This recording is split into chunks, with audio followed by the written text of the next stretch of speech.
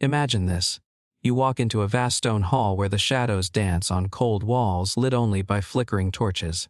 The air is heavy with the smell of roasted boar, venison, and goose, their fat dripping into open flames.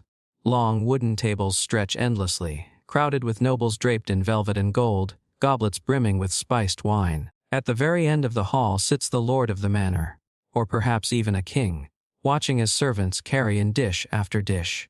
Whole animals, roasted to perfection, steaming, sizzling, placed before him like offerings to a god.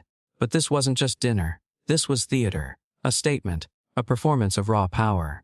And at the very heart of it all was meat. Not bread, not soup, not vegetables. Meat was the crown jewel of the medieval feast.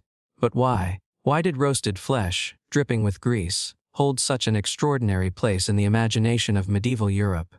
Why was meat not just food, but a symbol of authority, prestige, and survival itself? To understand, we need to step back into a world where food wasn't only about filling the belly. It was about showing the world exactly who you were, and who ruled over whom. For the vast majority of people, peasants and laborers, daily meals were brutally plain. Their diets centered on bread, usually dark and coarse, baked from rye or barley, sometimes porridge. Sometimes pottage, a stew of vegetables, herbs, whatever scraps they could find. If fortune smiled, a family might add a sliver of bacon or a single bone for flavor. Protein came mostly from beans and lentils, with the occasional crumb of cheese. Now imagine that life of scarcity, and then imagine stepping into the castle during a feast. Tables groaning with roasted pigs, swans served with feathers reattached to their bodies, birds stuffed with herbs and spices. Venison carved fresh from the deer. Fish shimmering in sauces of wine and saffron. For someone who rarely saw meat, let alone tasted it, this display would have been staggering. It wasn't about hunger. It was about hierarchy. Because meat demanded resources, land for grazing, grain for fodder, workers to tend herds, and in medieval Europe, land was everything. Nobles controlled it, peasants worked it. To consume meat freely and often was to prove you had control of those resources. Bread might sustain the body, but meat proclaimed your dominance. And this brings us to the hunt, the true origin of noble meat. Hunting wasn't just sport. It was law, ritual, and privilege. Strict forest codes kept commoners out of noble hunting grounds. To kill a deer without permission was no small crime. It was poaching, punishable by heavy fines or even death. The deer, the boar, the wild animals of the forest were not just animals. They were symbols of lordly power.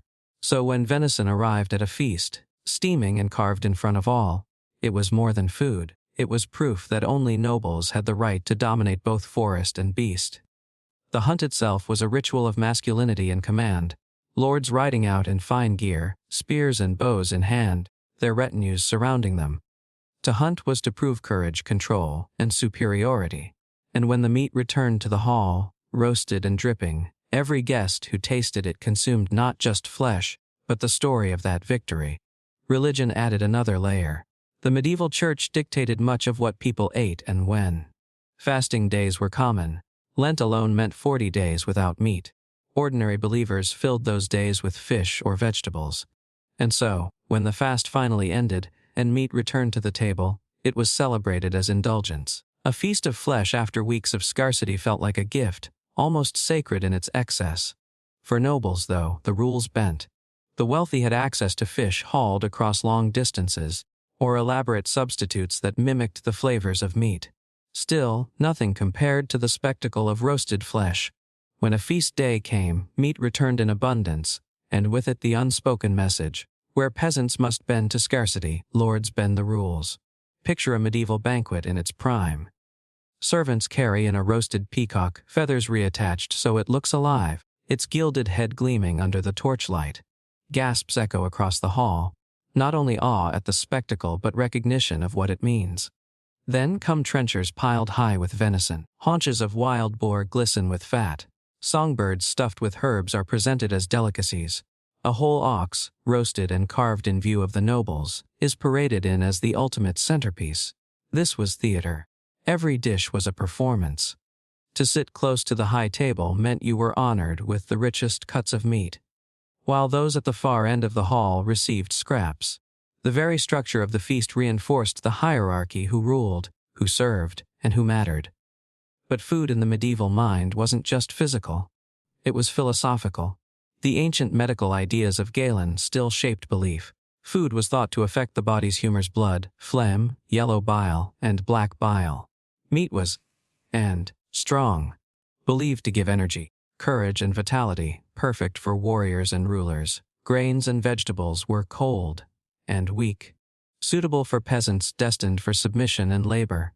The food you ate, people believed, literally shaped who you were meant to be in society. And then, of course, there was politics. Feasts weren't private indulgences. They were messages broadcast to the world. A king's coronation feast wasn't about feeding the court. It was about staging dominance.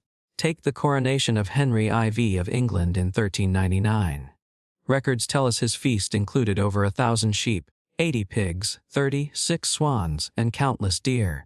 The sheer scale of the banquet wasn't about gluttony. It was propaganda.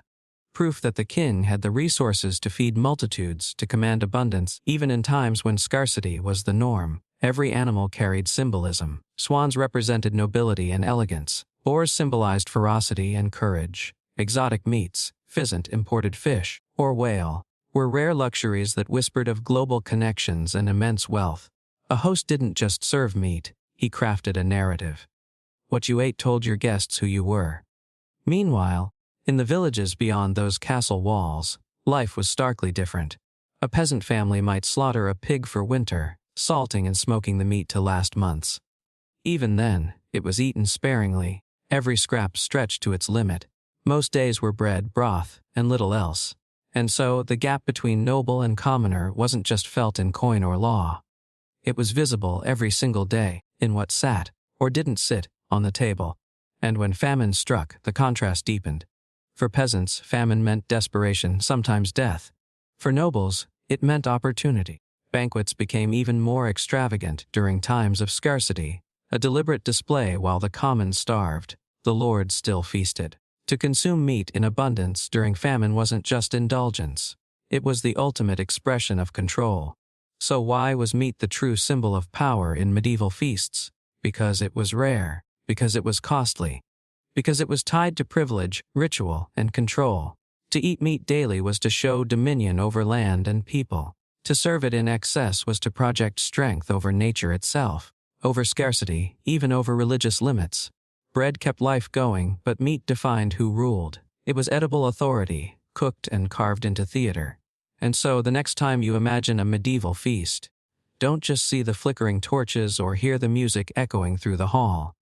Look closer at the roasted animals carried on silver platters. There, in the gleam of fat and firelight, you'll see the true symbol of medieval power. Because in that world, meat was never just food. It was dominance. It was privilege. It was the ultimate proof of who commanded and who obeyed.